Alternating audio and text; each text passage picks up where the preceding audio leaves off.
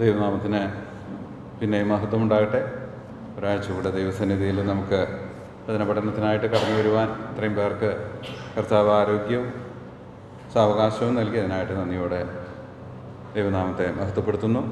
കഴിഞ്ഞ ആഴ്ച നമ്മൾ ചിന്തിച്ച് നിർത്തിയത് ദൈവഭക്തിയോടുള്ള ബന്ധത്തിൽ ദൈവത്തെ സേവിക്കുന്നതിന് നമ്മെ അടിസ്ഥാനപരമായി ഒരുക്കുന്ന, യോഗ്യതയുള്ളവരാക്കി തീർക്കുന്ന 3 ഗുണങ്ങളെക്കുറിച്ച് ആണ് നാം ചിന്തിച്ചു തുടങ്ങിയത്. അതിൽ ആദ്യത്തെ ഘടകമായിരിക്കുന്ന ദൈവസ്നേഹം എന്ന വിഷയമാണ് നമ്മൾ ചിന്തിച്ചത്.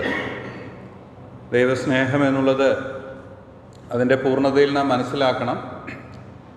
ദൈവം നമ്മെ സ്നേഹിച്ചപ്പോൾ നമ്മുടെ യോഗ്യതകളെ കണക്കിടാതെ, അതിനു വേണ്ടി വരുന്ന വില നോക്കാതെ, നമ്മളുടെ പ്രതികരണത്തെ നോക്കാതെ, പ്രതിഫലത്തിൻ്റെ ഇച്ഛ കൂടാതെ നന്മ മാത്രം ലാക്കാക്കി നമ്മെ ഏകപക്ഷീയമായിട്ട് ദൈവം സ്നേഹിക്കുകയായിരുന്നു. ആ സ്നേഹം തന്നെയാണ് നമ്മുടെ ജീവിതങ്ങളിലും വെളിപ്പെടേണ്ടത്. കാരണം അങ്ങനെ സ്നേഹിക്കുന്ന ഒരു വ്യക്തിക്ക് മാത്രമേ ദൈവത്തിൻ്റെ നിലവാരത്തിൽ ജീവിക്കുവാനായിട്ട് കഴിയുകയുള്ളൂ. ഇല്ലെങ്കിൽ നമ്മൾക്ക് ഡിസപ്പോയിൻമെൻറ്റുകൾ ഉണ്ടായിക്കൊണ്ടിരിക്കും. കാരണം നമ്മൾ ചെയ്യുന്ന ഓരോ പ്രവൃത്തിയെയും മറ്റുള്ളവർ വിലയിരുത്തുന്നത് നമ്മൾ ആഗ്രഹിക്കുന്ന നിലവാരത്തിലേക്ക് ഒരിക്കലും ഉയരാറില്ല. എപ്പോഴും ക്രിറ്റിസിസം ഉണ്ടാകും. എത്ര നല്ല മനസാക്ഷിയോടുകൂടെ ചെയ്യുന്നതിനെയും ക്രിട്ടിസൈസ് ചെയ്യും ഈ ലോകം. അങ്ങനെയാണ് ഈ ലോകം. നമ്മുടെ കർത്താവ് അങ്ങനെ തന്നെയാണ് അനുഭവിച്ചത്. ഈ ഭൂമിയിൽ താൻ മനുഷ്യരെ വീണ്ടെടുക്കുവാൻ വേണ്ടി വന്ന് ദൈവത്തിൻ്റെ അരുളപ്പാടുകളൊന്നും മറച്ചു വയ്ക്കാതെ തുറന്നു കൊടുത്തിട്ടും ഇവൻ മനുഷ്യരെ ചതിക്കുകയാണ്, ഇവന് ഭ്രാന്തുണ്ട്, ഇവന് ഭൂതമുണ്ട്, ഇങ്ങനെയൊക്കെയുള്ള പഴികളൊക്കെ നമ്മുടെ കർത്താവ് എല്ലാ ദിവസവും കേട്ടുകൊണ്ടാണ് ജീവിച്ചത്. പക്ഷേ ദൈവവചനത്തിൽ പറഞ്ഞിരിക്കുന്നവരോ ന്യായം സ്ഥാപിക്കും വരെ തളരുകയില്ല. ആ ന്യായം സ്ഥാപിക്കും വരെ എങ്ങനെ തളരാതെ കർത്താവിന് ഓടാൻ പറ്റിയെന്ന് ചോദിച്ചാൽ ഒറ്റ ഉത്തരവേ ഉള്ളൂ: ദൈവസ്നേഹം. അതുകൊണ്ട് തന്നെ ഈ ഭൂമിയിൽ നമ്മൾ യഥാർത്ഥ ദൈവസ്നേഹത്തിൽ അധിഷ്ഠിതമായ ഒരു ജീവിതം കഴിക്കുവാൻ തുടങ്ങുമ്പോൾ നമ്മുടെ മേൽ നിന്നൊരു ഭാരം മാറി പോകും. അതൊക്കെ അവസാനമായി നമ്മൾ ചിന്തിച്ചു നിർത്തിയത് അവിടെയാണ്. ആ ഭാരം എന്താണെന്ന് ചോദിച്ചാൽ, മനുഷ്യരിൽ നിന്ന് ലഭിക്കേണ്ടുന്ന ആ നല്ല റെസ്പോൺസ് എന്ന ഭാരം നമ്മിൽ നിന്ന് പതുക്കെ അപ്രത്യക്ഷമാകും. മനുഷ്യർ എന്ത് നിരൂപിച്ചാലും, മനുഷ്യരെങ്ങനെ എന്നെ മാർക്കിട്ടാലും ഞാൻ എൻ്റെ ശുശ്രൂഷ മുന്നോട്ട് കൊണ്ടുപോവുക തന്നെ ചെയ്യും. കാരണം ഞാൻ ആത്യന്തികമായി കണക്ക് കൊടുക്കുന്നത് എന്നെ വിളിച്ച് വേലയ്ക്ക് ആക്കിയവനാണ്. മറ്റാരോടും എനിക്ക് കണക്ക് കൊടുക്കേണ്ട ആവശ്യം ഇല്ല. എനിക്ക് ഒരുത്തനോടെ കണക്ക് കൊടുക്കണ്ടോ? കർത്താവായ യേശുക്രിസ്തുവിനോട്. ആ ഉത്തമ ബോധ്യം എൻ്റെ ഹൃദയത്തിൽ ഉണ്ടാകുമ്പോൾ എൻ്റെ സ്നേഹത്തിനൊരു കോട്ടവും സംഭവിക്കുകയില്ല, എൻ്റെ പ്രവൃത്തികൾക്കൊരു ക്ഷീണവും സംഭവിക്കുകയില്ല. മറിച്ച് എൻ്റെ കർത്താവിനോടുള്ള എൻ്റെ മനോബോധം നിമിത്തം എൻ്റെ വേല ഞാൻ തുടർന്നുകൊണ്ടേ ഇരിക്കും അവസാനം വരെ. അതുകൊണ്ട് തന്നെ ദൈവസ്നേഹം എന്ന് പറയുന്നത് ഒരു ക്രിസ്തീയ വിശ്വാസിയെ സംബന്ധിച്ചിടത്തോളം വളരെ പ്രാധാന്യമർഹിക്കുന്ന ഒരു ഘടകമാണ്. നമ്മൾ ദൈവസ്നേഹത്തിൽ അധിഷ്ഠിതമായി ജീവിക്കുവാൻ പഠിക്കണം. അത് നമ്മെ സഭയിൽ മാത്രമല്ല, കുടുംബജീവിതത്തിലും സമൂഹത്തിലും ഒക്കെ വളരെ വിജയമുള്ളവരാക്കി തീർക്കുമെന്നുള്ളതിൽ സംശയമില്ല. കാരണം we don't expect A good response from others. അതാണ് അതിൻ്റെ ബ്യൂട്ടി. മറ്റുള്ളവരിൽ നിന്ന് നല്ലൊരു പ്രതികരണം കിട്ടുമെന്നൊന്നും ഞാൻ പ്രതീക്ഷിക്കുന്നില്ല. പിന്നെ എന്നെ എന്തിനാ തളർത്താൻ പറ്റുക? ഒന്നിനും എന്നെ തളർത്താൻ പറ്റില്ല. ഇതാണ് അപ്പസ്തലനായ പൗലോസിനും അതുപോലെ ഓട്ടം തികച്ച വീരന്മാർക്കൊക്കെ ഉണ്ടായിരുന്ന പ്രചോദനം എന്നുള്ളത് നമുക്കറിയാം. അപ്പസ്തലനായ പൗലോസ് 2 കൊരിന്ത്യരിൽ തൻ്റെ ജീവിതത്തിൽ നേരിട്ട വിഷമങ്ങളെക്കുറിച്ച് ലിസ്റ്റ് ചെയ്യുമ്പോൾ എന്തൊക്കെ തരത്തിലുള്ള ആപത്തുകളും പ്രയാസങ്ങളും അതാണ് നേരിട്ടത്. എന്നാൽ അതൊന്നും തന്നെ തൻ്റെ വേലയിൽ നിന്ന് പിന്തിരിപ്പിച്ചില്ല. അതിൻ്റെ കാരണം ദൈവസ്നേഹമാണ്. അതുകൊണ്ട് അവസാനം വളരെ ചാരിതാർത്ഥ്യത്തോടു കൂടെ ദേവദാസൻ പറയുകയാണ്, ഞാൻ നല്ല ഓട്ടം ഓടിത്തികച്ചിട്ടുണ്ട്. അതിന് കാരണം തൻ്റെ കർത്താവിൻ്റെ മുമ്പിൽ കുറ്റമില്ലാത്തവനായിരുന്നു താൻ. ഈ ആറ്റിറ്റ്യൂഡ് ആയിരിക്കട്ടെ നമ്മുടെ ആറ്റിറ്റ്യൂഡ്. ഞാൻ ആ വിഷയത്തിലേക്ക് അല്പം കൂടെ ആഴ്ന്നിറങ്ങുവാൻ ആഗ്രഹിക്കുകയാണ്. ദൈവസ്നേഹം എന്നുള്ള വിഷയം നമ്മൾ ശരിയായിട്ട് മനസ്സിലാക്കണം. അത് നമ്മുടെ ജീവിതത്തിലേക്ക് കൊണ്ടുവരികയും വേണമെന്നുള്ളത് നമുക്ക് കൂട്ടായിട്ട് ചിന്തിക്കാം. ഈ പ്രക്രിയയിൽ ദൈവം നമുക്ക് ദൈവസ്നേഹം മുഖാന്തരം നൽകിയത് അനവധി അനുഗ്രഹങ്ങളാണ്. അനവധി അനുഗ്രഹങ്ങൾ. നമ്മൾ ഈ കൊരിന്ത്യ ലേഖനം 13-ാം അധ്യായം സ്നേഹത്തെക്കുറിച്ച് പഠിപ്പിക്കുന്ന ഒരു അധ്യായമാണല്ലോ. അതിന് ഒരുപാട് കാര്യങ്ങൾ പറഞ്ഞിട്ടുണ്ട്. സ്നേഹം ചീർക്കുന്നില്ല, ദോഷം കണക്കിടുന്നില്ല, ഇങ്ങനെ ഒരുപാട് കാര്യങ്ങൾ അവിടെ പറയുന്നുണ്ട്. ഇതൊക്കെ നമ്മൾ വായിക്കാറുണ്ടെങ്കിലും നമ്മളെ കൊണ്ട് വാസ്തവത്തിൽ അത്രയധികം ഒന്നും അത് പ്രായോഗികമാക്കാൻ സാധിക്കാറില്ല. ഒരു ഉദാഹരണം പറഞ്ഞാൽ, സ്നേഹം ദീർഘമായി ക്ഷമിക്കുന്നു. ദീർഘമായി ക്ഷമിക്കുന്നൊന്നുമില്ല, നമ്മൾ അതിന് പറ്റാറുമില്ല. പലപ്പോഴും ചെറിയ ചെറിയ ഇഷ്യൂസ് ഉണ്ടാകുമ്പോഴേക്കും നമ്മുടെ സ്നേഹമൊക്കെ മടക്കി കൂട്ടി പോക്കറ്റിൽ വെക്കും. ഇതാണ് നമ്മുടെ സ്വഭാവം. എന്താ വിഷയം എന്നറിയാമോ? എന്തുകൊണ്ട് ഇത് നമുക്ക് പ്രായോഗികമാക്കാൻ പറ്റാത്തതെന്നറിയാമോ? നമ്മൾ ദൈവസ്നേഹം ശരിയായിട്ട് അറിഞ്ഞിട്ടില്ലാത്തത് കൊണ്ടാണ്, മനസ്സിലാക്കിയിട്ടില്ല അതിൻ്റെ സ്വഭാവത്തെക്കുറിച്ച്. ഞാൻ ദീർഘമായി ക്ഷമിക്കുന്നതിൻ്റെ കാരണം ആ വ്യക്തി നല്ലത് ചെയ്തുകൊണ്ടല്ല, ആ വ്യക്തിയുടെ പ്രതികരണം നല്ലതായതുകൊണ്ടല്ല. ഞാൻ ദീർഘമായി ക്ഷമിക്കുന്നത് ഞാൻ ദൈവത്തെ പോലെ സ്നേഹിക്കുന്നത് കൊണ്ടാണ്. കാരണം ദൈവത്തിൻ്റെ സ്നേഹത്തിന് ദൈവം ഒരു പരിധികളും വെച്ചിട്ടില്ല, ഒരു കണ്ടീഷൻസും ഇല്ല. അത് ഞാൻ കഴിഞ്ഞ ആഴ്ച പറഞ്ഞു. ഒരു വെള്ളം തുറന്നു വിട്ടതുപോലെ ദൈവസ്നേഹം അങ്ങ് കടന്നു പോവുകയാണ്. മറ്റുള്ളവരുടെ പ്രതികരണമോ ചിന്താഗതികളോ അതൊരു വിഷയമേ അല്ല, ഒരു വിഷയമേ അല്ല. എനിക്കൊരു വ്യക്തിയെ സ്നേഹിക്കണമെങ്കിൽ ആ വ്യക്തി എന്തൊക്കെ തരത്തിലുള്ള പ്രശ്നങ്ങൾ ഉണ്ടാക്കിയാലും എൻ്റെ സ്നേഹത്തെ തോൽപ്പിക്കാൻ കഴിയില്ല. ഞാൻ ദൈവസ്നേഹമാണ് നൽകുന്നെങ്കിൽ. അതുകൊണ്ടാണ് ദൈവവചനത്തിൽ പറഞ്ഞിരിക്കുന്നത്, എന്തൊക്കെ വിഷമങ്ങൾ ഉണ്ടായാലും അല്ലെങ്കിൽ എന്തൊക്കെ എതിർപ്പുകൾ ഉണ്ടായാലും ദൈവത്തിൻ്റെ സ്നേഹത്തെ മറികടക്കാൻ നമ്മളെ കൊണ്ട് ഒരിക്കലും സാധിക്കില്ല. ഈ സത്യം നമ്മുടെ ഉള്ളത്തിൽ നാം എഴുതി ചേർക്കേണ്ടത് ആവശ്യമാണ്. ദൈവം നമുക്ക് നൽകിയ ചില കാര്യങ്ങളൊക്കെ വായിച്ച് നമുക്ക് പെട്ടെന്ന് പോകാം. എഫേസ്യർ 2:8.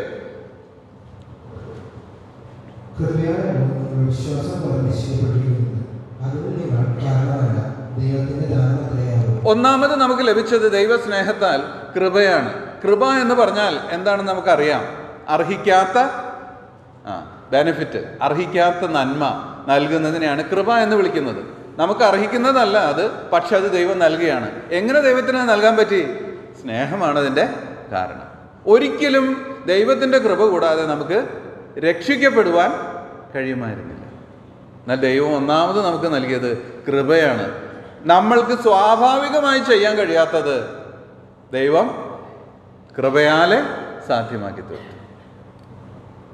കൃപയെക്കുറിച്ച് സംസാരിക്കാൻ എനിക്ക് സമയം ഇവിടെ ഇല്ല, എങ്കിലും ഞാൻ പറയാം, ഈ കൃപ എന്ന് പറയുന്നത് വളരെ മനോഹരമാണ്. കൃപ മനോഹരമേ എന്നൊക്കെ നമ്മൾ പാടാറുണ്ട്. അതെന്തെത്ര മനോഹരമായിരിക്കുന്നതെന്ന് ചോദിച്ചാൽ, കൃപ എന്ന് പറയുന്നത് it is pure demonstration of God's power and sovereignty. അതാണ് അതിൻ്റെ കാരണം. കൃപ എന്ന് പറയുന്നത് ദൈവത്തിൻ്റെ ശക്തിയുടെയും തൻ്റെ അധികാരത്തിൻ്റെയും പൂർണ്ണമായ പ്രദർശനമാണ്. ഞാൻ കഴിഞ്ഞ പല ആഴ്ചകൾ വാ തുറക്കാൻ പറ്റാതെ ഇവിടെ നടന്നിരുന്നു. നിങ്ങൾക്കറിയാമോ, കഴിഞ്ഞ 6 മാസമായിട്ട് ഈ ശുശ്രൂഷ തുടങ്ങിയിട്ട് പലതരത്തിലുള്ള പ്രയാസങ്ങളാണ്. പക്ഷെ ദൈവകൃപ ഞാൻ അനുഭവിച്ചുകൊണ്ടിരിക്കുകയായിരുന്നു. അതെന്താണെന്ന് ചോദിച്ചാൽ, ഓരോ ദിവസവും ദൈവം തൻ്റെ ശക്തി തുറന്നു വിടും. ഞാൻ ചെയ്യേണ്ട കാര്യം ചെയ്യുകയും ചെയ്യും. അതിനു മുമ്പും ഞാൻ ബലഹീനനാണ്, അതിനുശേഷവും ഞാൻ ബലഹീനൻ തന്നെയാണ്. പക്ഷെ ആ സമയത്ത് ദൈവത്തിൻ്റെ ശക്തി ദൈവം തുറന്നു വിടും. ഇത് അനുഭവിക്കുന്നതിനേക്കാളും വലിയ മനോഹാരിത വേറെ ഒന്നിനുമില്ല ഈ ലോകത്തിൽ. കാരണം ഞാൻ ബലഹീനനായിരിക്കുമ്പോൾ ദൈവം എന്നിൽ കൂടെ തൻ്റെ പ്രവൃത്തി നിർവഹിക്കുന്നത് നമ്മൾ അനുഭവിച്ച് അറിയും. അതിനെയാണ് കൃപ എന്ന് പറയുന്നത്. നാം പാപികളായിരുന്നപ്പോൾ, നാം പാപം സംബന്ധിച്ച് മരിച്ചവരായിരുന്നപ്പോൾ, ദൈവത്തെ തിരിച്ചറിയുവാൻ തക്കവണ്ണം നമുക്ക് ജീവനുള്ള ഒരു ഹൃദയമില്ലാതിരുന്നപ്പോൾ, ജീവനുള്ള ഹൃദയം എന്ന് ഞാൻ ഉദ്ദേശിക്കുന്നത് തിരിച്ചറിയുവാനോ വേർതിരിച്ചറിയുവാനോ മനസ്സിലാക്കാൻ കഴിയാത്ത മരിച്ച അവസ്ഥയിൽ കിടക്കുന്ന നമ്മുടെ ആത്മാവിന് എങ്ങനെ ദൈവത്തെ വിശ്വസിക്കാൻ സാധിച്ചു? അതിനെയാണ് കൃപ എന്ന് പറയുന്നത്. എന്ന് പറഞ്ഞാൽ ഒരു ഡെഡ് ബോഡി ഒരു പ്രവൃത്തി ചെയ്താൽ നമ്മൾ അത്ഭുതപ്പെട്ടു പോകും, അല്ലേ? ഡെഡ് ബോഡി ഒരു പ്രവൃത്തി ചെയ്താൽ നമ്മൾ അത്ഭുതപ്പെട്ടു പോകും. ഡെഡ് ബോഡിയാണത്. ഇതുപോലെയാണ് അതിക്രമങ്ങളിലും പാപങ്ങളിലും മരിച്ചവരായിരുന്ന നമ്മൾ യേശുവിനെ കർത്താവ് എന്ന് ഏറ്റ് പറഞ്ഞത്. It is impossible. അതൊരിക്കലും നടക്കില്ല. സുബോധമുള്ള മനുഷ്യന് വരെ ഡിസേൺമെന്റ് വേണം യേശു ആരാണെന്ന് അറിയണമെങ്കിൽ. അങ്ങനെയെങ്കിൽ മരിച്ചിരുന്ന നമ്മൾക്ക് എങ്ങനെ ഒരിക്കലും സാധ്യമല്ല. പക്ഷേ കൃപയാലല്ലോ നിങ്ങൾ വിശ്വാസം മൂലം രക്ഷിക്കപ്പെട്ടിരിക്കുന്നു. അതാണ് കൃപ. അതാണ് ഒന്നാമത് ദൈവം നമുക്ക് നൽകിയത്. So that we may be saved. അതിനാൽ നമ്മൾ രക്ഷിക്കപ്പെടും എന്ന് പറഞ്ഞാൽ ജീവൻ പ്രാപിക്കും. മറ്റൊരു കാര്യം എഫെസ്യർ 2:4.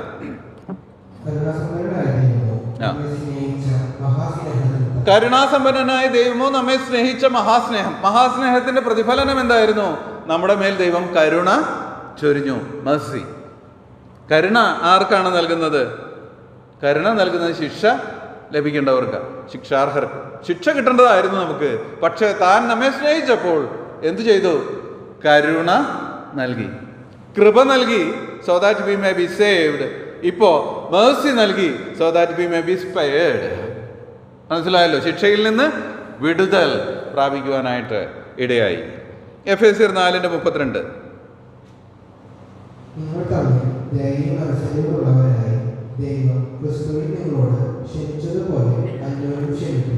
ദൈവം ക്രിസ്തുവിൽ നിങ്ങളോട് ക്ഷമിച്ചു. ഫോർഗിവ്നെസ്. ഇത് സ്നേഹത്തിന്റെ മറ്റൊരു ഫലമാണ്. ദൈവം നമ്മെ ജീവിപ്പിച്ചു. ദൈവം നമ്മെ ശിക്ഷയിൽ നിന്ന് വിടുതൽ നൽകിയെന്ന് മാത്രമല്ല, സകല പാപങ്ങളും നമ്മളോട് ക്ഷമിച്ച് തന്നു. ആരിൽ? ക്രിസ്തുവിൽ. ഇതൊക്കെ പറയുമ്പോൾ നമുക്കിതൊക്കെ അനുഭവിച്ച് ഈ തേഞ്ഞ് പോയ ടൂള് പോലെ നമ്മുടെ ഹൃദയം. ഒരു പാപത്തിന് ഒരു ഇസ്രായേല്യൻ ചെയ്യേണ്ടുന്ന ബുദ്ധിമുട്ടുകൾ ഓർത്താൽ ഇതിൻ്റെ വില നമുക്ക് മനസ്സിലാവും. ഒരു പാപത്തിന് പരിഹാരത്തിന് വേണ്ടി അവൻ ചെയ്യേണ്ടുന്ന ബുദ്ധിമുട്ട് എന്തൊക്കെ അവൻ ചെയ്യണം? ഒരു മൃഗത്തെ വാങ്ങണം. തീരെ നിവൃത്തിയില്ലാത്തവന് ചിലപ്പോൾ ഒരു പക്ഷിയെ കൊടുക്കും. ഇതും കൊണ്ട് എവിടെ പോകണം? യെരുശലേമിൽ പോകണം. വേറെ എങ്ങും യാഗം കഴിക്കാൻ പാടില്ല. അവിടെ പോകണം. അവിടെ പോയി അവിടുത്തെ പുള്ളിയെ മാത്രം കാത്തിരിക്കുന്നവരല്ല അവിടെ ഉള്ളവർ. പുരോഹിതന്മാർക്ക് ഇഷ്ടം പോലെ പണിയുണ്ട് അവിടെ. ഒരു നേഷൻ മുഴുവനാണ് അവിടെ വരുന്നത്. അവിടെ പോയി ക്യൂ നിന്ന് ഈ മൃഗത്തെയും കൊണ്ടുപോയി അതിനെ യാഗം കഴിച്ച് ആ ശുശ്രൂഷകളൊക്കെ കഴിച്ച് എല്ലാം തീർത്തിട്ട് തിരിച്ച് പുറത്ത് കടന്നു കഴിയുമ്പോൾ അടുത്ത പാപത്തെക്കുറിച്ച് ഓർമ്മ വരും. എബ്രായലേഖനത്തിൽ എഴുതിയിരിക്കുന്ന ഞാൻ പറയുന്നത് പറഞ്ഞു മനസ്സിലായല്ലോ? ഇത്രയേ ഉള്ളൂ. പാപങ്ങൾക്ക് പരിഹാരത്തിന് വേണ്ടി അവർ ചെയ്തുകൊണ്ടിരുന്ന പ്രവൃത്തിയുടെ ഭയങ്കരത്വം ചിന്തിച്ചാൽ, അപ്പോസ്തലനായ പത്രോസിന്റെ ഭാഷയിൽ പറഞ്ഞ നമുക്കും നമ്മുടെ പിതാക്കന്മാർക്കും ചുമപ്പാൻ കഴിഞ്ഞിട്ടില്ലാത്ത ഈ നുകം, അത് നുകമായിരുന്നു. ശരിക്കും വല്ലാതെ ബുദ്ധിമുട്ടുമായിരുന്നു. എന്നാൽ ദൈവം എന്ത് ചെയ്തെന്നാ? നമ്മുടെ സകല പാപങ്ങളും നമ്മളോട് ക്ഷമിച്ചു തന്നു. അത്രയും പോരാ, ഇന്നും അവൻ ക്ഷമിച്ചുകൊണ്ടിരിക്കുകയാണ്. Value of forgiveness. അത് സ്നേഹത്തിൻ്റെ മറ്റൊരു വശമാണ്. മറ്റൊരു വാക്യം വായിക്കാം. റോമർ 9:15.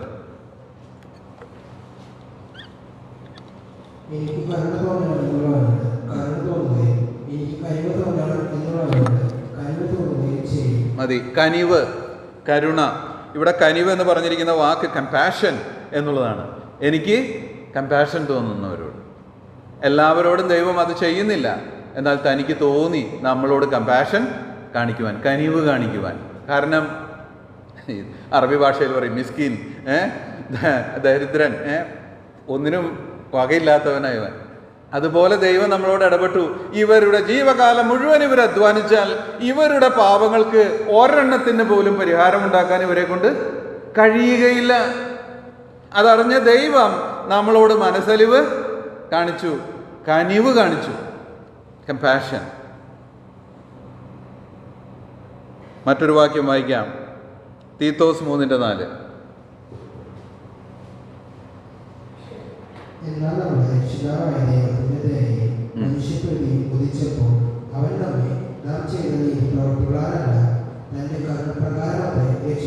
മതി. ദൈവത്തിൻ്റെ ദയയും മനുഷ്യ പ്രീതിയും.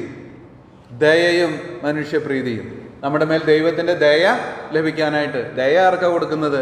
സഹായഹീനർക്ക്. സഹായം ലഭിക്കാൻ വകയില്ലാത്തവർക്കാണ് ദയ നൽകുന്നത്. അതും ദൈവം നമുക്ക് നൽകി. ഇത് സ്നേഹത്തിൻ്റെ മറ്റൊരു വശമാണ്. പിന്നെ യോഹന്നാൻ 5:6-8 വരെ ഇത് മറ്റൊരു ഡെമോൺസ്ട്രേഷനാണ് ദൈവത്തിൻ്റെ.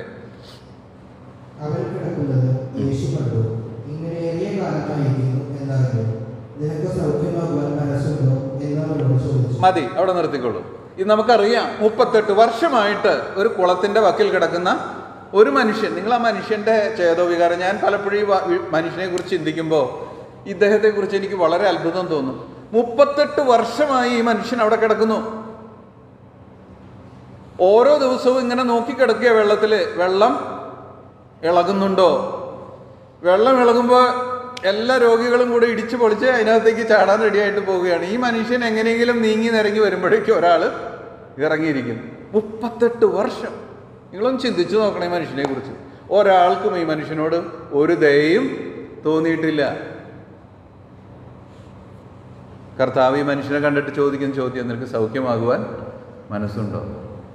ഈ വാക്യം നമ്മളുടെ ഹൃദയത്തെ പിടിച്ചു കുലുക്കേണ്ടതാണ്. കാരണം ഒരു നാൾ നമ്മുടെ അടുത്തും വന്ന് കർത്താവ് ഈ ചോദ്യം ചോദിച്ചു, നിനക്ക് സൗഖ്യമാകുവാൻ മനസ്സുണ്ടോ? എൻ്റെ പ്രിയമുള്ളവരെ, ഈ ലോകത്തിൽ നമ്മെ രക്ഷിക്കുവാൻ ഒരുത്തനും കഴിയില്ലായിരുന്നു.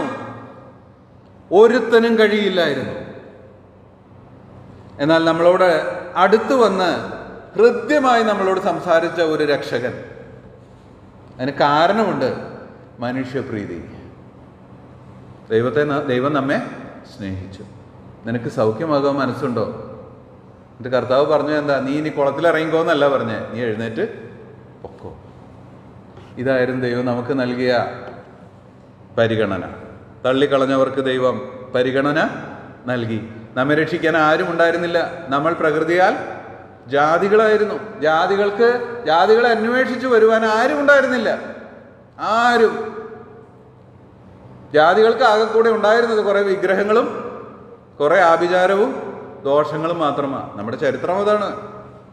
ഈ കേരള മണ്ണിനെ കുറിച്ച് നമ്മൾ പഠിച്ചു കഴിഞ്ഞാൽ നമുക്ക് മനസ്സിലാവും, ഇവിടെ ആഭിചാരമായിരുന്നു എല്ലാ കാലത്തും. ഇപ്പോഴും അത് തന്നെയാണല്ലോ ഉള്ളത്.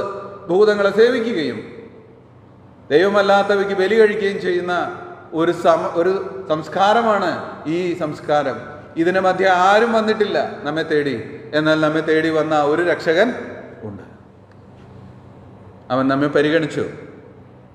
മാത്രമല്ല, ലൂക്കോസ് 10:34,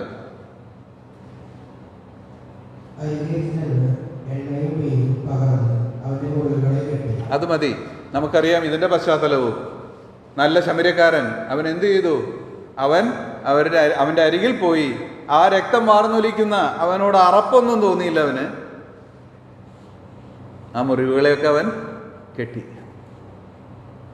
അവനാവശ്യമായിരിക്കുന്ന കരുതൽ നമുക്ക് നൽകി. മുറിവേറ്റ് കിടന്ന അർദ്ധപ്രാണന്മാരായി മരിച്ചു പോകാൻ കിടന്നവരായിരുന്നു. എന്നാൽ നമ്മുടെ മുറിവുകളെ കെട്ടാൻ ഇറങ്ങി വന്ന ഒരു ദൈവം. അവസാനമായി യോഹന്നാൻ 14:27,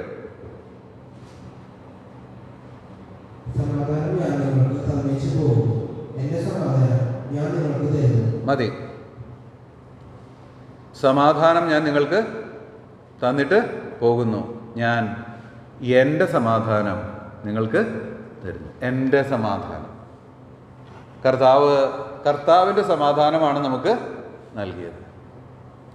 ലോകത്തിലായിരുന്നപ്പോൾ അനേക പരീക്ഷകളിലൂടെ നമ്മുടെ കർത്താവ് കടന്നു പോയിട്ടുണ്ട്. എന്നാൽ കർത്താവ് കലങ്ങിപ്പോയ ഒരേ ഒരു രംഗമാണ് നമ്മൾ കാണുന്നത്, അല്ലേ? ഒരു പ്രാവശ്യം മാത്രമേ അത് സംഭവിച്ചിട്ടുള്ളൂ. മറ്റൊരിക്കലും കർത്താവ് അങ്ങനെ പറഞ്ഞിട്ടില്ല. അത് നമുക്കെല്ലാവർക്കും അറിയാം. ഗത്സമന തോട്ടത്തിൽ കർത്താവ് പറയുകയാണ്, എൻ്റെ ഉള്ളം മരണവേദന പോലെ അതിദുഃഖിതമായിരിക്കുന്നു. He was troubled. അവിടെ മാത്രമാണ് കർത്താവ് ട്രബിൾഡായി തീർന്നത്. അതിൻ്റെ കാരണം എന്താണെന്ന് നമുക്കറിയാം. നമ്മളായിരുന്നു അതിൻ്റെ കാരണം. നമ്മുടെ പാപങ്ങൾ ദൈവപുത്രൻ്റെ മേൽ ചുമത്തിയപ്പോൾ അവൻ ട്രബിൾഡായിട്ട് തീർന്നു. നാം ട്രബിൾ ചെയ്യപ്പെടേണ്ട ഇടത്ത് കർത്താവ് ട്രബിൾഡായിട്ട് തീർന്നു. പക്ഷേ കർത്താവ് ഒരു കാര്യം ചെയ്തു, അവൻ്റെ സമാധാനം നമ്മൾക്ക് തന്നു. ഞാൻ ഈ പറഞ്ഞ എല്ലാ കാര്യങ്ങളും ദൈവസ്നേഹത്തിൻ്റെ ബഹുമുഖങ്ങളാണ്. അതെന്തിനാണ് ഞാനിതൊക്കെ വായിച്ചത്? ഗ്രേസ്, കൃപ, മേഴ്സി, കരുണ, ക്ഷമ, ഫൊർഗിവ്നെസ്, പിന്നെ കനിവ്, കമ്പാഷൻ, കൈൻഡ്നസ്, ദയ, പരിഗണന, കൺസിഡറേഷൻ, കെയർ, കരുതൽ, സമാധാനം, പീസ്. ഇതൊക്കെ ഞാൻ എന്തിനാ പറഞ്ഞതെന്നറിയാമോ പ്രിയമുള്ളവരെ? ദൈവം നമ്മെ അങ്ങനെ സ്നേഹിച്ചു എന്ന് പറയാൻ വേണ്ടി മാത്രമല്ല.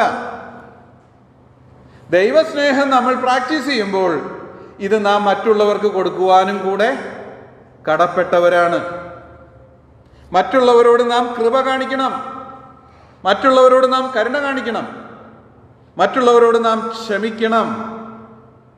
നമ്മളുടെ കൂട്ടു സഹോദരി സഹോദരന്മാരോട് നാം കനിവ് കാണിക്കണം, നമ്മൾ ദയ കാണിക്കണം, നമ്മൾ പരിഗണന കൊടുക്കണം. നമുക്ക് ഒത്തവർക്കല്ല, നിരാലംബർക്ക്, അതിന് യോഗ്യതയില്ലാത്തവർക്കാണ് പരിഗണന കൊടുക്കേണ്ടത്.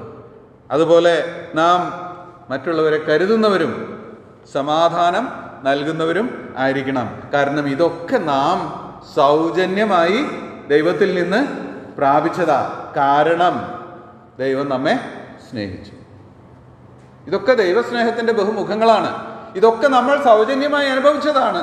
അതുകൊണ്ട് പ്രിയമുള്ളവരെ, ദൈവഭക്തന്മാരായിട്ട് നാം ജീവിക്കാൻ ഉദ്ദേശിക്കുന്നുവെങ്കിൽ ഈ ദൈവസ്നേഹം നമ്മുടെ ജീവിതങ്ങളിലേക്ക് നാം കടമെടുക്കുക മാത്രമല്ല, ഇത് നമ്മുടെ ജീവിതത്തിൽ കൂടെ മനുഷ്യർ അനുഭവിച്ചറിയുവാൻ നാം ഇടവരുത്തണം. അങ്ങനെയാണ് നമ്മൾ ദൈവസ്നേഹത്തിൻ്റെ വക്താക്കളായിട്ട് ഈ ഭൂമിയിൽ തീരുക. ഇതൊക്കെ എനിക്ക് കിട്ടി, അതുകൊണ്ട് ഞാൻ ക്ഷമിക്കില്ല. നീ ക്ഷമിക്കില്ല എന്ന് പറയുമ്പോൾ നിന്റെ ജീവിതത്തിൽ നീ കാണിക്കുന്ന ദൈവസ്വഭാവമല്ല.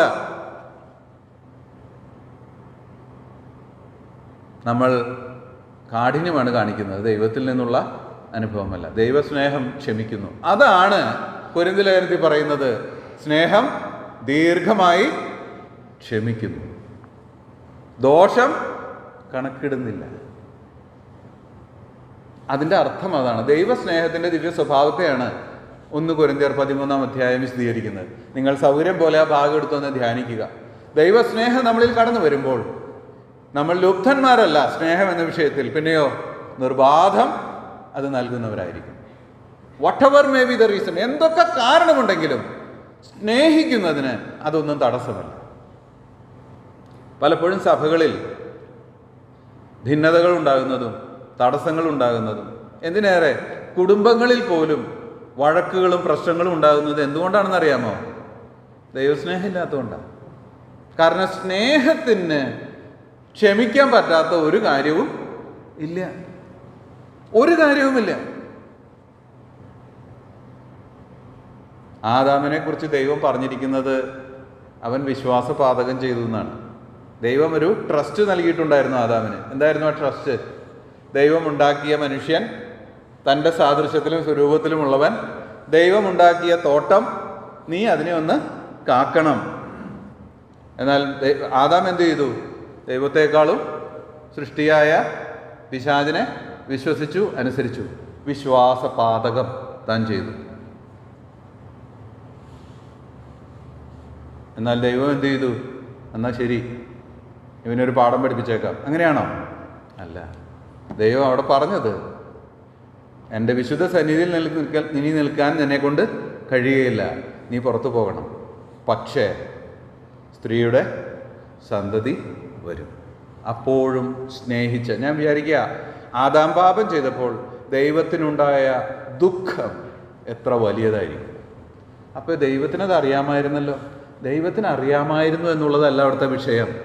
ദൈവം ആദാമിന് സ്വാതന്ത്ര്യം നൽകിയിരുന്നു തിരഞ്ഞെടുക്കാൻ. ആ തിരഞ്ഞെടുപ്പിൽ അവൻ തോറ്റുപോയി. അത് ദൈവത്തെ മുഖത്തടിക്കുന്നത് പോലെയായിരുന്നു അവൻ്റെ തിരഞ്ഞെടുപ്പ്. അവൻ ദൈവത്തെ നിഷേധിച്ചു. എന്നിട്ടും ദൈവം അവനെ സ്നേഹിച്ചു. അതാണ് ദൈവസ്നേഹം. അതുകൊണ്ട് പ്രിയമുള്ളവരെ, വരുന്ന നാളുകളിൽ ദൈവസ്നേഹം നമ്മുടെ ജീവിതങ്ങളിൽ പൂർണ്ണ സ്വാതന്ത്ര്യത്തോടു കൂടെ പ്രവർത്തിപ്പാൻ നാം അനുവദിക്കുക. നമ്മളുടെ ജീവിതത്തിൽ ആരോടെങ്കിലും എന്തെങ്കിലും വിഷമം ഇപ്പോഴും ഉണ്ട് എങ്കിൽ, നമ്മൾക്ക് കൈ കൊടുക്കാൻ പറ്റാത്ത ആരെങ്കിലും ഈ ലോകത്തിൽ ഉണ്ട് എങ്കിൽ, ദൈവസ്നേഹം അതിനെ തോൽപ്പിക്കട്ടെ. അങ്ങനെയുള്ള എല്ലാ കെട്ടുകളും നമ്മൾ അഴിച്ച് മാറ്റേണ്ടത് ആവശ്യമാണ്. അങ്ങനെയുള്ളതായിരിക്കുന്ന എല്ലാ ഈർഷ്യകളും, നമ്മളിലുള്ളതായിരിക്കുന്ന എല്ലാ കയ്പുകളും, എല്ലാ ബന്ധനങ്ങളും നാം അഴിച്ചു മാറ്റേണ്ടത് ആവശ്യമാണ്.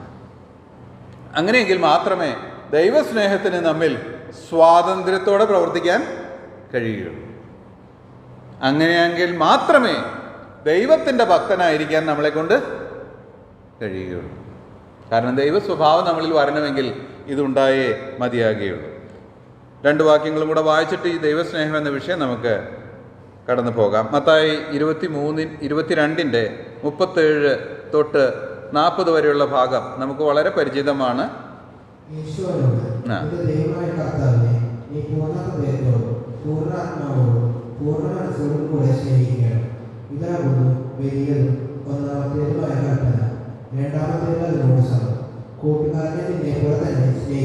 മതി. ഇപ്പൊ ദൈവത്തെ എങ്ങനെ സ്നേഹിക്കണം? ഒന്ന് വെർട്ടിക്കലായിട്ടുള്ളത്, എങ്ങനെ ഉന്നതത്തിലേക്ക് നമ്മുടെ സ്നേഹം കടന്നു ചെല്ലണം. പൂർണ്ണ മനസ്സ്, പൂർണ്ണ ശക്തി, പൂർണ്ണ ആത്മാവ്, മറ്റൊരു ഭാഗത്ത് പൂർണ്ണ ഹൃദയം. 4 കാര്യങ്ങളെയും കുറിച്ച് പറഞ്ഞിട്ടുണ്ട്. ഇനി ഹോറിസോണ്ടൽ, നിന്റെ സഹോദരനെ നിന്നെ പോലെ തന്നെ സ്നേഹിക്കണം. ദൈവസ്നേഹമാണ് ബൈബിളിലെ ഏറ്റവും വലിയ കൽപ്പന. ഒന്നാമത്തേത് ദൈവത്തോടാണെങ്കിൽ 2-ാമത്തേത് സഹവിശ്വാസികളോട്. 1 തിമോത്തിയോസ് 6:11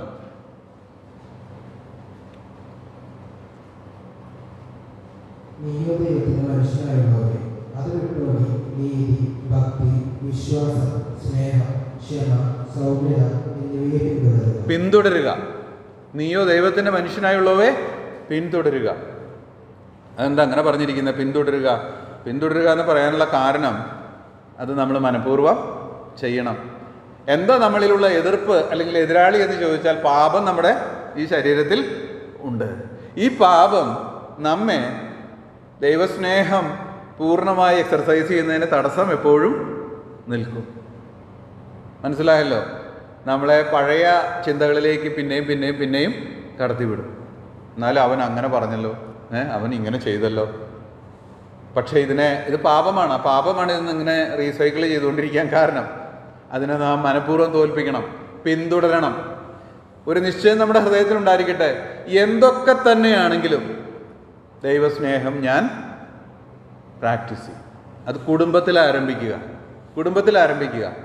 സ്വന്തം ഭാര്യയെ അല്ലെങ്കിൽ സ്വന്തം ഭർത്താവിനെ, മക്കളെ, അമ്മയപ്പന്മാരെ ദൈവം സ്നേഹിച്ചതുപോലെ സ്നേഹിക്കാൻ ആരംഭിക്കുക. അതെന്താ ഞാൻ കുടുംബത്തിൽ പറഞ്ഞതെന്ന് ചോദിച്ചാൽ എളുപ്പം അവിടെയാണ്, പുറത്തുള്ളവരെക്കാൾ. ഇത് പ്രാക്ടീസ് ചെയ്യുക തന്നെ വേണം. ഞാൻ പറയാം, ഇത് എളുപ്പമുള്ളൊരു കാര്യം അല്ല. ദൈവസ്നേഹം പ്രാക്ടീസ് ചെയ്യുക എന്ന് പറയുന്നത് എളുപ്പമുള്ള കാര്യമല്ല. കാരണം നമ്മളിലുള്ള പാപം നമ്മെ അതിന് തടസ്സം വയ്ക്കുന്നൊരു കാര്യമാണ്. അതുകൊണ്ട് നാം മനഃപൂർവ്വമായി അതിനെ തോൽപ്പിക്കണം. പക്ഷെ സാധ്യമാണോ? 100% സാധ്യമാണ്. അതെന്താ? ദൈവാത്മാവ് നമ്മളിലുണ്ട്. ദൈവത്തിൻ്റെ സ്നേഹം തൻ്റെ പരിശുദ്ധാത്മാവിനാൽ നിങ്ങളുടെ ഹൃദയങ്ങളിലേക്ക് പകർന്നിരിക്കുന്നു. ദൈവസ്നേഹം നമ്മളിലുണ്ട്. അതുകൊണ്ട് പ്രാക്ടീസ് ചെയ്യാൻ പറ്റാത്ത ഒരു വിഷയവുമില്ല. സ്വപുത്രൻ്റെ ആത്മാവിനെ തന്നപ്പോൾ ദൈവം അത് നമുക്ക് തന്നിട്ടുണ്ട്. പക്ഷെ നമ്മളിലുള്ള പാപം, നമ്മുടെ ജഡം അതിനെ പിടിച്ച് നിർത്തുന്ന ഫോഴ്സാണ്. അതിനെ നാം ഓവർകം ചെയ്യണം, അതിനെ നാം ജയിക്കണം. നമ്മെ ഈ ചിന്തകൾ അലട്ടുമ്പോൾ ദൈവമുഖത്തിരുന്ന് പ്രാർത്ഥിക്കണം, കർത്താവേ, അങ്ങയെപ്പോലെ സ്നേഹിക്കുവാൻ എന്നെ സഹായിക്കണമേ. കർത്താവിനെ പോലെ സ്നേഹിക്കാൻ കഴിയുന്ന ഒരു മനുഷ്യൻ അനുഭവിക്കുന്ന സന്തോഷം പറഞ്ഞറിയിക്കാൻ പറ്റാത്ത സന്തോഷമാണ്. കാരണം അത് ലോകത്തെ ജയിക്കുന്ന ജയം ആണ്. ലോകത്തിന് നടക്കില്ലല്ലോ, നമുക്ക് അത് നടക്കുള്ളൂ. അതുകൊണ്ട് അത് പ്രാക്ടീസ് ചെയ്യുവാനായിട്ട് നമുക്ക് ആവശ്യമാണ്. 2-ാമത്തെ പോയിന്റ് എന്ന് പറയുന്നത് ഔദാര്യം എന്ന് പറയുന്നതായ പോയിന്റാണ്. ഔദാര്യം, ജനറോസിറ്റി എന്നാണ് ഇംഗ്ലീഷിൽ എഴുതിയിരിക്കുന്നത്. ജനറോസിറ്റി, ഔദാര്യം. സ്നേഹം എന്നുള്ളതിൻ്റെ ഒരു ഹയർ ഡിഗ്രിയാണ് ഔദാര്യം എന്ന് വേണമെങ്കിൽ നമുക്ക് പറയാം. ഔദാര്യം എന്ന് പറഞ്ഞാൽ എന്താണെന്ന് നമുക്കറിയാം. തനിക്കുള്ളത് എന്താണെങ്കിലും മറ്റുള്ളവരുമായിട്ട് പങ്കുവയ്ക്കുന്നതിനെയാണ് ഔദാര്യം എന്ന് പറയുന്നത്. ശരിക്കും ഔദാര്യം കാണിക്കുക എന്ന് പറഞ്ഞാൽ തനിക്കുള്ളത് എന്തൊക്കെയാണ് തനിക്കുള്ളതെന്ന് പറഞ്ഞാൽ, നമുക്കെല്ലാവർക്കും ദൈവം പലതരത്തിലുള്ള കഴിവുകളും കൃപകളും ഒക്കെ തന്നിട്ടുണ്ട്. പലതരത്തിലുള്ളത്. അത് ആത്മീകമായിരിക്കാം. ആത്മീകം എന്ന് പറഞ്ഞു കഴിഞ്ഞാൽ നമുക്ക് നൽകിയിട്ടുള്ള, മറ്റുള്ളവരെ ആത്മാവിൽ ബലപ്പെടുത്തുവാൻ നൽകിയിട്ടുള്ള കഴിവുകൾ. ഭൗതികമായിരിക്കാം, നമുക്ക് നൽകിയിട്ടുള്ള പണമോ ജോലിയോ സ്വാധീനമോ അങ്ങനെയുള്ളതായിരിക്കുന്ന ഭൗതികമായ കാര്യങ്ങൾ. ശാരീരികം, ശരീരത്തിൽ നമുക്കുള്ള ആരോഗ്യം, മറ്റുള്ളവരെ സഹായിക്കുവാനോ ശുശ്രൂഷിക്കുവാനോ ഒക്കെ നൽകിയിരിക്കുന്ന ശാരീരികമായിരിക്കുന്ന കഴിവുകൾ. പിന്നെ മാനസികം എന്ന് പറഞ്ഞാൽ മറ്റുള്ളവർക്ക് മനസ്സിടിഞ്ഞു കിടക്കുന്നവരെ മാനസികമായി ബലപ്പെടുത്തുവാൻ തക്കവണ്ണം നമുക്ക് നൽകിയിട്ടുള്ള കഴിവുകൾ. ഈ 4 തലങ്ങളിൽ ദൈവം നമുക്ക് പലതരത്തിലുള്ള കഴിവുകളും കൃപകളും തന്നിട്ടുണ്ട്. ആത്മികം, ഭൗതികം, ശാരീരികം, മാനസികം, 4 തലങ്ങൾ. ഈ കഴിവുകൾ എന്താണെന്ന് നാം മനസ്സിലാക്കി അത് മറ്റുള്ളവരുടെ വളർച്ചയ്ക്ക് വേണ്ടി, നന്മയ്ക്ക് വേണ്ടി നൽകുന്നതിനെയാണ് ഔദാര്യം എന്ന് പറയുന്നത്. നൽകുന്നത്, അത് നൽകുമ്പോൾ 2 കാര്യങ്ങൾ നമ്മൾ പ്രത്യേകം ശ്രദ്ധിക്കണം. ദൈവത്തെ പോലെ ഔദാര്യം കാണിക്കണമെങ്കിൽ, ഒന്ന്, പക്ഷപാതപരമായി അത് ചെയ്യാൻ പാടില്ല. പക്ഷപാതപരമായി അത് ചെയ്യാൻ പാടില്ല. ഉദാഹരണം പറഞ്ഞാൽ, ആ സഹോദരനാണെങ്കിൽ ഞാൻ പോയേക്കാം, ഇന്നാരാണെങ്കിൽ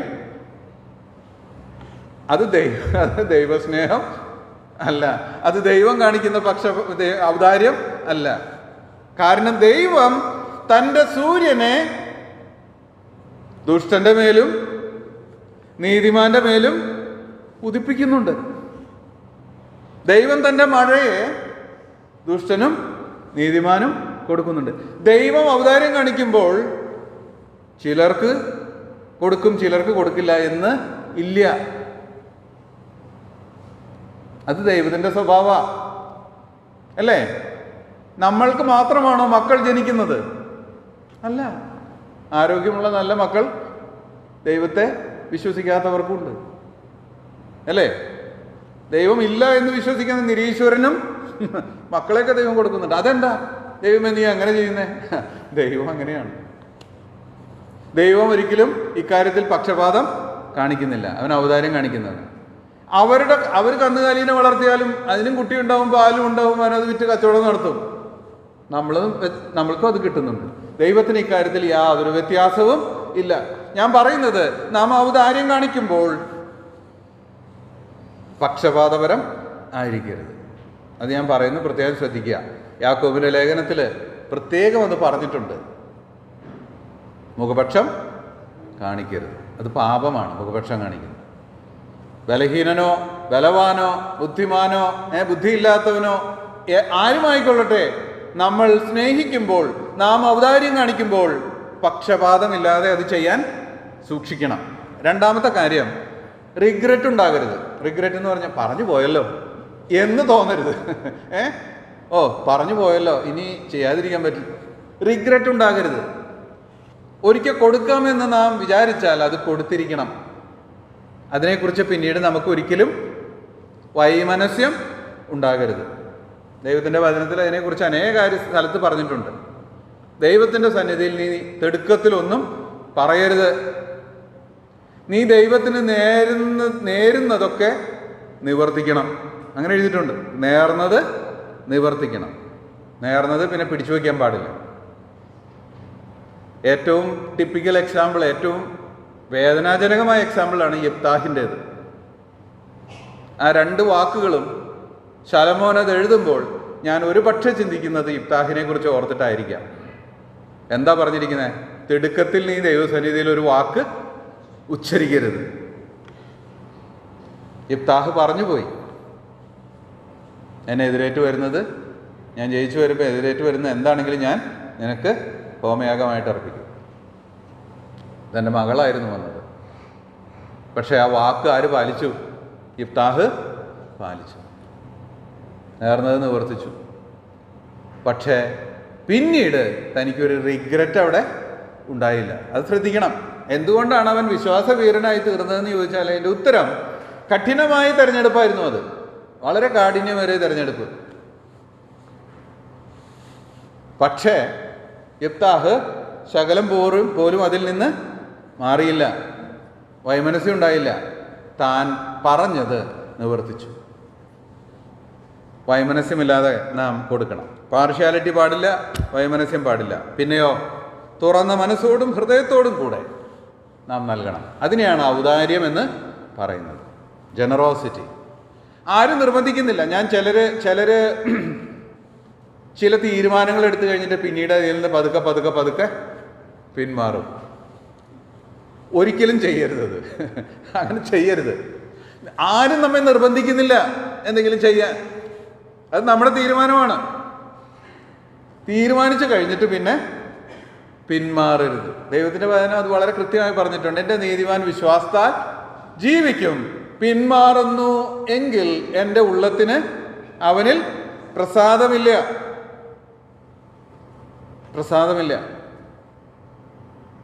നമ്മൾ തീരുമാനങ്ങളൊക്കെ എടുക്കാൻ മഹാമിടുക്കന്മാരാ, അത് കീപ്പ് ചെയ്യാൻ അത്ര പോരാ. അത് ദൈവം ആഗ്രഹിക്കുന്നതല്ല കേട്ടോ. നിർബന്ധിച്ച ആരും ഒരു കാര്യവും ചെയ്യണ്ട. നമ്മൾ ഇങ്ങനെ പറയരുത്, കർത്താവേ ഞാൻ എൻ്റെ സകലവും നിനക്ക് നൽകും. ഇതൊന്നും പറഞ്ഞേക്കരുത്. അതെന്താന്ന് ചോദിച്ചാൽ, നീ എല്ലാം കൊടുത്തു കഴിഞ്ഞാൽ പിന്നെ നീ എങ്ങനെ ജീവിക്കാൻ പോകുന്നത്? നിനക്ക് കിട്ടുന്ന 1000 രൂപയും നീ കൊണ്ടുപോയി കർത്താവേ നിനക്കുള്ളതാണ് 1000 രൂപ കൊടുക്കുമോ? ഒരിക്കലും കൊടുക്കില്ല. ഈ വക വർത്തമാനമൊന്നും പറഞ്ഞ സമയം കളയരുത്. ബുദ്ധിയോടുകൂടെ ദൈവസന്നിധിയിൽ ജീവിക്കുക. എത്ര നിനക്കൊണ്ട് കൊടുക്കാൻ പറ്റുമെന്ന് ചിന്തിച്ചിട്ട് ആ വാക്ക് പറഞ്ഞാൽ മതി. ഞാൻ ഏറെ സമയം നിനക്ക് വേണ്ടി പ്രാർത്ഥിക്കും, ഏറെ സമയം ഞാൻ നിനക്ക് വേണ്ടി ശുശ്രൂഷ ചെയ്യും. ഇങ്ങനെയൊന്നും പറഞ്ഞേക്കരുത്. Think about what you are going to do prior to you commit. അതാണ് ഞാൻ പറയുന്നത്. നീ കമ്മിറ്റ് ചെയ്യുന്നതിന് മുമ്പേ എന്താ നീ ചെയ്യാൻ പോകുന്നതെന്ന് കൃത്യമായി അറിഞ്ഞിരിക്കണം. ഔദാര്യം കാണിക്കാനായിട്ട് മനസ്സൊക്കെ നമുക്കുണ്ടാകും. ഔദാര്യം ചിലപ്പോൾ കാണിച്ചില്ലെന്ന് വരും. അത് തെറ്റായ ഒരു കാര്യമാണ്. അത് ചെയ്യാൻ പാടില്ല. ദൈവം നമുക്ക് ഔദാര്യം കാണിച്ചവനാണ്. ആ ഔദാര്യത്തെക്കുറിച്ചാണ് നമ്മൾ ചിന്തിക്കാൻ പോകുന്നത്. 2 കൊരിന്ത്യർ 9:13 നമുക്കൊന്ന് വായിക്കാം.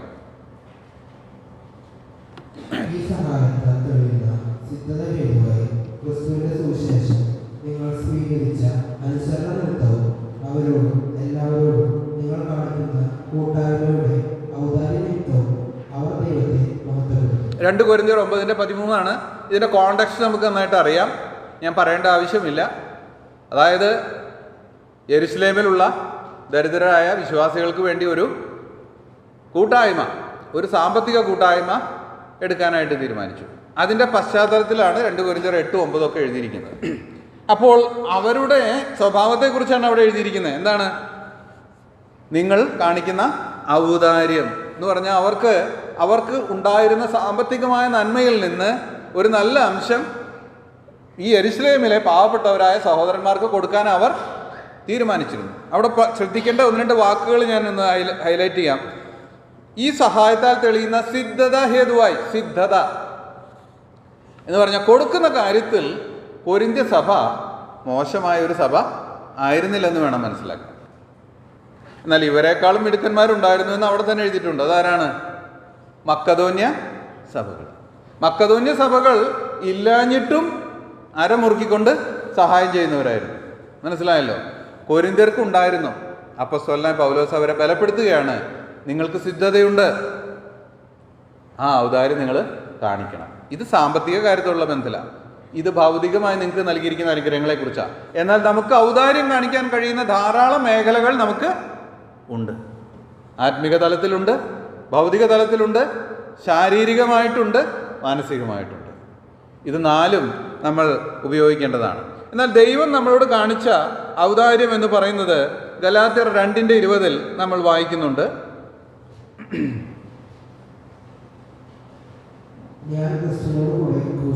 ഗലാത്യർ 2:20. ഓക്കെ. ഇപ്പോൾ ഞാൻ ജഡത്തിൽ ജീവിക്കുന്നതോ എന്നെ സ്നേഹിച്ച് എനിക്ക് വേണ്ടി തന്നെത്താൻ ഏൽപ്പിച്ചു കൊടുത്ത ദൈവപുത്രനുള്ള വിശ്വാസത്താലത്തെ ജീവിക്കുന്നു. മതി. എന്നെ സ്നേഹിച്ച് എനിക്ക് വേണ്ടി തന്നെത്താൻ ഏൽപ്പിച്ചു കൊടുത്ത ദൈവപുത്രൻ. ദൈവപുത്രൻ എന്ന വാക്കിൻ്റെ അർത്ഥം തന്നെ അറിയാം. ദൈവപുത്രൻ ദൈവം ആണ്. ദൈവത്തിന് ഇത്രമാത്രം നമ്മളോട് കരുണ കാണിക്കാനായിട്ടൊന്നും ആവശ്യം ഇല്ല. പക്ഷെ ദൈവപുത്രൻ ചെയ്തു. അത് എന്തു ചെയ്തു? തന്നെ ഏൽപ്പിച്ച് കൊടുത്തു. എന്തിനു വേണ്ടി? മൃഗീയമായിട്ട് കൊല്ലപ്പെടാൻ വേണ്ടി, അപമാനിക്കപ്പെടാൻ വേണ്ടി, നിന്ദിക്കപ്പെടാൻ വേണ്ടി. അതാണ് എന്നെ ശക്തീകരിക്കുന്ന വസ്തുത എന്നാണ് ഇവിടെ അപ്പോസ്തലനായ പൗലോസ് പറയുന്നത്. അഥവാ ഇങ്ങനെ നമുക്ക് പറയാം, ദൈവപുത്രൻ പൗലോസിനോട് കാണിച്ച ഔദാര്യമാണ് പൗലോസിനെ ഇത്രയും തീക്ഷ്ണതയോടുകൂടെ സേവിക്കുവാൻ ശക്തി പകർന്നത്. എപ്പോഴൊക്കെ താൻ മനസ്സിൽ തളരുമ്പോൾ താൻ ഓർക്കും ദൈവപുത്രൻ തന്നെ ഏൽപ്പിച്ചു കൊടുത്തത്. എൻ്റെ പ്രിയമുള്ളവരെ, ഞാനൊരു കാര്യം പറയാം. നമ്മുടെ കർത്താവ് അനുഭവിച്ച വേദനയുടെ 10% നമ്മൾ അനുഭവിക്കുന്നില്ല, അനുഭവിക്കാൻ കഴിയുകയുമില്ല. കാരണം കർത്താവ് അനുഭവിച്ചത് സർവ്വലോകത്തിൻ്റെയും പാപമാണ് അവൻ ഏറ്റെടുത്തത്. അവൻ്റെ രക്തധമനികൾ പൊട്ടി ചോര വരുവാൻ തക്കവണ്ണം അത്രമാത്രം ഭീകരമായിരുന്നു അതിൻ്റെ വേദന. അവൻ അനുഭവിച്ച അപമാനം, അവൻ അനുഭവിച്ച വേദന, ഇതൊക്കെ നമ്മൾ കഴിഞ്ഞ ആഴ്ച ചിന്തിച്ചു. കഷ്ടാനുഭവങ്ങളിൽ തികഞ്ഞവൻ, അത് വേദന ശരീരത്തിൽ അനുഭവിച്ച. എന്നാൽ അത് മാത്രമല്ല, കർത്താവ് പറഞ്ഞു, നിന്ദ എൻ്റെ ഹൃദയത്തെ തകർത്തു. എല്ലാവരാലും നിന്ദിക്കപ്പെടും. ഇതാരാണ് വന്ന് കിടക്കുന്നത്? തൻ്റെ സൃഷ്ടികളാണ് അവനെ അപമാനിക്കുന്നത്, താൻ മേനഞ്ഞുണ്ടാക്കിയവർ. ഇതൊന്നും നമുക്ക് മനസ്സിലാക്കാൻ കഴിയുന്നതിൽ അപ്പുറത്താണ്. പക്ഷെ ഇതൊക്കെ ചെയ്തവനാണ് ദൈവപുത്രൻ. അവൻ തന്നെ എനിക്ക് വേണ്ടി ഏൽപ്പിച്ചു തന്നു, എന്നെ അത്ര സ്നേഹിച്ചു എന്ന ചിന്ത എൻ്റെ ഹൃദയത്തെ ഭരിക്കുമ്പോൾ പൗലോസ് പറയുക, അതാണ് എന്നെ ജീവിപ്പിക്കുന്ന വിഷയം. ഞാൻ ജഡത്തിൽ ജീവിക്കുന്നു, എന്നെ സ്നേഹിച്ച് എനിക്ക് വേണ്ടി തന്നെത്താൻ ഏൽപ്പിച്ചു കൊടുത്ത ദൈവപുത്രങ്കിലുള്ള വിശ്വാസത്താലത്രേ ഞാൻ ജീവിക്കുന്നു. മറ്റൊരു വാക്യം കൂടെ വായിക്കുക, എഫേസ്യർ 5:2. ദൈവപുത്രൻ ചെയ്ത മറ്റൊരു കാര്യം.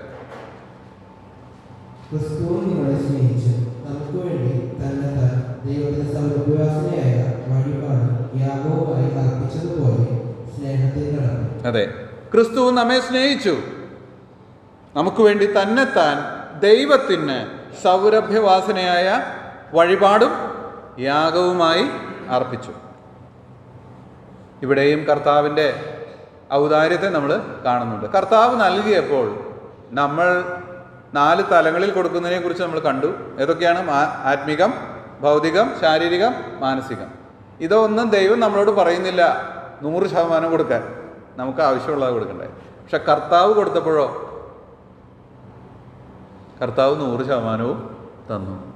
ആത്മീകമായി ഈ ഭൂമിയിലേക്ക് പുത്രനെ അയച്ചതിൻ്റെ എല്ലാ ഉദ്ദേശ്യവും പുത്രൻ നിവർത്തിച്ചു.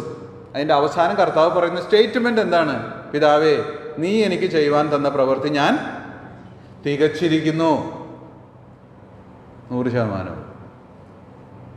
പക്ഷെ ഭൗതികമായി തനിക്കുള്ളതൊക്കെ നമുക്ക് വേണ്ടി ദൈവപുത്രൻ തന്നു. ശാരീരികമായി നമുക്ക് വേണ്ടി താൻ ഏൽപ്പിച്ച് കൊടുത്തു. മനസ്സ് പൂർണ്ണമായി നമുക്ക് ഏൽപ്പിച്ചു തന്നു. കർത്താവ് പൂർണ്ണമായി നമുക്ക് വേണ്ടി ഏൽപ്പിച്ചു തന്നു 100%. ഇനി ഒന്നും താൻ തരാൻ ഇല്ല. ഇനി എന്താ തരാനുള്ള കർത്താവേ എന്ന് ചോദിച്ചാൽ, കർത്താവ് നമ്മളോട് കൂടെ നിത്യത കഴിക്കുവാൻ തൻ്റെ ഭവനവും നമുക്ക് തുറന്ന് തന്നു. അതും തുറന്ന് ഇനി മാറ്റി വെച്ചിട്ടില്ല. ഇനി സ്വർഗത്തിൽ ചെന്ന കർത്താവേ, നിനക്ക് മാത്രമായ വല്ലതും ഉണ്ടോ എന്ന് ചോദിച്ചാൽ ഇല്ല, അത് നിങ്ങൾക്കും കൂടെ ഉള്ളതാണ്. ഇനി ഇതിലപ്പുറത്ത് എന്താ ഇനി തരാം? ഉയർത്തെഴുന്നേറ്റ കർത്താവ് പറഞ്ഞു, എൻ്റെ ദൈവവും നിങ്ങളുടെ ദൈവവും, എൻ്റെ പിതാവും നിങ്ങളുടെ പിതാവും. അതും തന്നു. മനസ്സിലായല്ലോ? നമ്മൾ പുത്രന്മാരായിരുന്നില്ല, പുത്രന്മാരുമാക്കി തീർത്തു. ഇത് പറയുമ്പോൾ വളരെ സിഗ്നിഫിക്കൻസ് ഉണ്ട്. ഞാനത് ഒരിക്കൽ ചിന്തിച്ചതാണ്. യഹൂദൻ അത് പറയുമ്പോൾ അവനൊരു പുളകമായിരിക്കും. കാര്യം യഹൂദനെ കുറിച്ച് പറയുമ്പോൾ പഴയ നിയമത്തിലുടനീളം നിങ്ങൾ ദാസന്മാരാണ്. എന്നാൽ ആദ്യം സ്നേഹിതന്മാരെന്ന് വിളിച്ചു, അത് കഴിഞ്ഞിട്ട് പറഞ്ഞു നിങ്ങൾ മക്കളാണ്. പുത്രത്വം തന്നു. ജാതികളായി നമുക്കത് പറയാൻ പോലും അർഹതയില്ല, എന്നാൽ അതും ദൈവം നമുക്ക് തന്നു. സ്വർഗത്തിലെ സകല ആത്മീയാനുഗ്രഹത്താലും ക്രിസ്തുയേശുവിൽ നമ്മെ അനുഗ്രഹിച്ചിരിക്കുന്നു. ഇനി സ്വർഗത്തിൽ ഒന്നും ബാക്കിയില്ല തരാൻ, എല്ലാം നമുക്കായി തുറന്നു തന്നു. എന്തൊരു ഔദാര്യമാണത്! നമ്മുടെ വീട്ടിലുള്ളത് ആർക്കെങ്കിലും ഇതുപോലെ തുറന്നു കൊടുക്കുക നമുക്ക്? ഒരിക്കലുമില്ല. വീട് തന്നെ തുറന്നു കൊടുക്കുന്നത് വലിയ കാര്യം, വല്ലവർക്കും ഒന്ന് താമസിക്കണമെങ്കിൽ അല്ലേ? ഇനി വീട്ടിലെല്ലാം നിങ്ങൾക്കുള്ളതാകട്ടോ. ജീവിതത്തിൽ ചെയ്യാൻ പോകുന്നില്ല. ഞാൻ അങ്ങനെ പറഞ്ഞെങ്കിലും ഞാൻ അങ്ങനെയല്ല പ്രതീക്ഷിക്കുന്നത്. ദൈവസ്നേഹം നമ്മിൽ തികഞ്ഞു വരുമ്പോൾ ആ ആറ്റിറ്റ്യൂഡ് നമ്മളിലേക്കും കടന്നു വരും. സകലവും പങ്കുവയ്ക്കുക. യാതൊരു വൈമനസ്യവും ഇല്ല കാര്യത്തിൽ, യാതൊരു പക്ഷപാതവും ഇല്ല. അതാണ് ഔദാര്യം. ഇതാണ് ദൈവം നമ്മിൽ നിന്ന് ആഗ്രഹിക്കുന്നതായ കാര്യം. 1 തിമോത്തിയോസ് 6:18-19 വരെ നമുക്ക് വായിക്കാം. അനുഭവപ്പാൻ തരുന്ന ദൈവത്തിൽ ആശ്രയിപ്പാനും നന്മ ചെയ്യുവാനും സൽപ്രവർത്തികളിൽ സമ്പന്നരായി ദാനശീലരും ഔദാര്യമുള്ളവരുമായി സാക്ഷ്യമുള്ള ജീവനെ പിടിച്ചുകൊള്ളേണ്ടതിനും വരും കാലത്തേക്ക് നല്ലൊരു അടിസ്ഥാനം നിക്ഷേപിച്ചുകൊള്ളുവാനും ആജ്ഞാപിക്കുക. മതി. ദൈവത്തിൽ ആശ്രയിപ്പാനും നന്മ ചെയ്യുവാനും ശ്രദ്ധിക്കുക. സൽപ്രവർത്തികളിൽ സമ്പന്നരായി ദാനശീലരും ഔദാര്യം ഉള്ളവരുമായി. അപ്പൊ സൽപ്രവർത്തികൾ എന്തൊക്കെയാണോ അതാണ് ഞാൻ പറഞ്ഞത്. ആത്മീക തലത്തിൽ, ഭൗതിക തലത്തിൽ, ശാരീരിക തലത്തിൽ, മാനസിക തലത്തിൽ നമ്മളാൽ ആർക്കൊക്കെ എന്തൊക്കെ സൽപ്രവൃത്തി ചെയ്യാൻ കഴിയുമോ അതൊക്കെ ചെയ്യുവാനുള്ള സന്മനസ് നമ്മൾക്കുണ്ടായിരിക്കുക.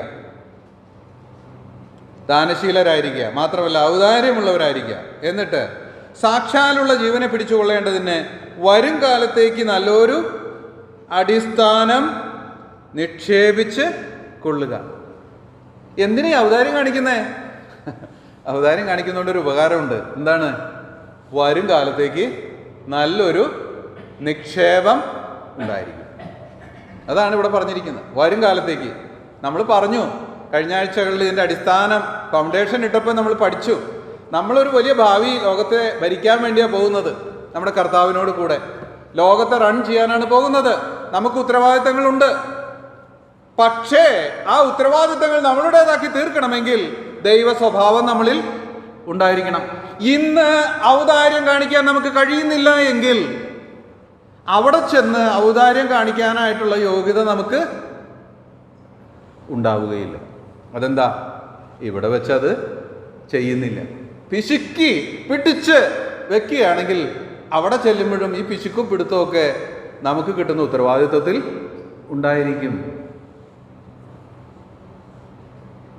ദൈവവചനം പറഞ്ഞിരിക്കുന്ന അങ്ങനെ, അവനവൻ ശരീരത്തിലിരിക്കുമ്പോൾ ചെയ്തത് നല്ലതാകിലും തീയതാകിലും അതിന് തക്കവണ്ണം പ്രാപിക്കേണ്ടതിന് നാം എല്ലാവരും ക്രിസ്തുവിൻ്റെ ന്യായാസനത്തിന് മുമ്പാകെ വെളിപ്പെടേണ്ടതാകുന്നു. ഔദാര്യം ഇന്ന് കാണിക്കുന്നവനാണ് ഔദാര്യമായി അന്ന് ലഭിക്കുന്നത്. അതാണ് ഇവിടെ പറയുന്നത്. നല്ലൊരു അടിസ്ഥാനം നിക്ഷേപിച്ച് കൊള്ളുക. ഇൻവെസ്റ്റ് ചെയ്യണമെങ്കിൽ ഇതിലാണ് ഇൻവെസ്റ്റ്മെൻറ്റ് ചെയ്യേണ്ടത്. അത് തിരിച്ചു കിട്ടും വളരെ മടങ്ങ്. അടുത്ത വാക്യം വായിച്ച് നമുക്ക് നിർത്താം. എബ്രായർ 13:16.